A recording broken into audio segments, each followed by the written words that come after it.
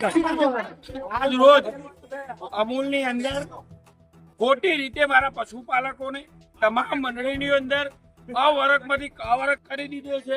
અન્ય પણ જમીનના કૌભાંડો કર્યા છે. આ જે અમૂલની અંદર ચેરમેન એમડી પાલાસીનોના ડિરેક્ટર પપ્પુભાઈ કોંતી કાકા આ 4-5 જણા લોકો એવું સમજે છે કે અમૂલ ડેરી અમારા બાપની છે. અમે તમામ પશુપાલકો તમામ ચેરમેનો એવું કહેવા માંગીએ છીએ કે તમારા બાપની ડેરી નથી.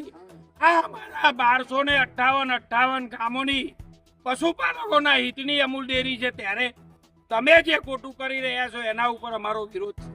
અમારો કોઈ આ ભાજપ કોંગ્રેસની કોઈ લડાઈ નથી. આ લડાઈ ફક્ત ને ફક્ત પશુપાલકોની છે. છેલ્લા 5 વર્ષથી આમને માજા મૂકી દીધી છે અમૂલની અંદર. એમને મન ભાવે એ રીતે બહારના લોકોની 25-25 લાખ રૂપિયા લઈને ભરતી કરે.